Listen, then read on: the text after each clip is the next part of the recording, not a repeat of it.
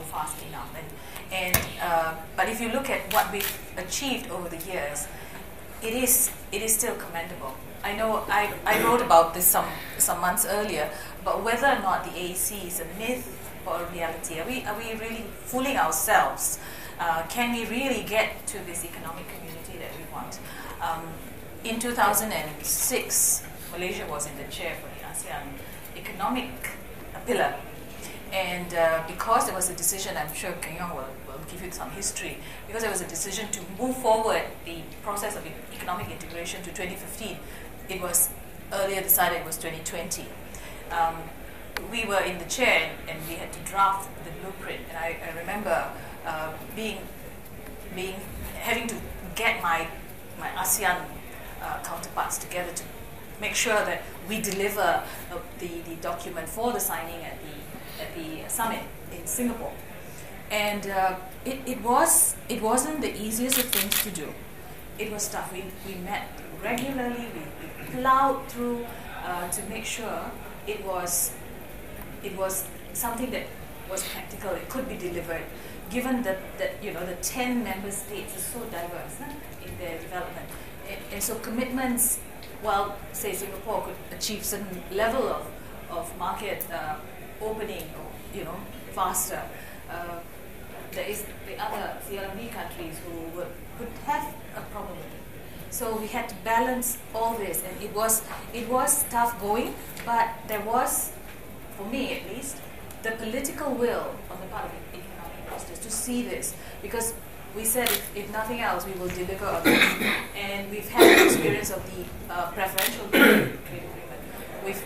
Each of us have been engaged in the WTO in a very intense manner. So we understood market access issues.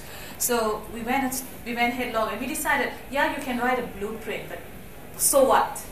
So we went one step further and said, blueprint not good enough. We have to have an action plan drawn up. So we did, and we said, okay, but what happens? I mean, you can have all this, but it really will not mean anything if you do not measure. And for that reason, we drew up a scorecard as well. And we committed ourselves, the officials, to say we will do the scorecard and we will have it tabled to the leaders. I mean, there must be that political push, that motivation. So we will inform the leaders so that we have a tracking mechanism to ensure that what we say we're going to do in the blueprint, we deliver. And there are timelines. Yes, it has not been smooth sailing.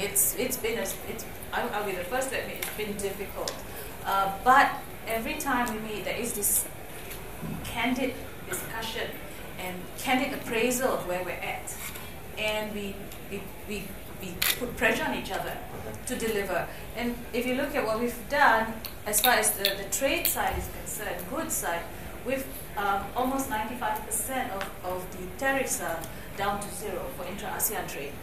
I know. Yeah. Without political will, you can't get anywhere. Yeah, you can't get to first base without political will. So that said, you now have to then translate that political will into measures that are implementable.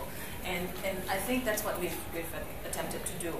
And with the scorecard, I mean, we realized that there are differences in developments, there are differences in the structures in the countries, and we've taken that on board. Those limitations are taken on board. And if you see, we've given different timelines, different flexibilities. There's always an issue of flexibility.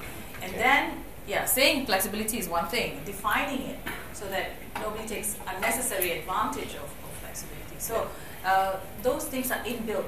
When we were doing the blueprint, we considered all this. We're practical people. I mean, I'm very practical when it comes to this sort of thing. It can't be done, I'll say it cannot be done.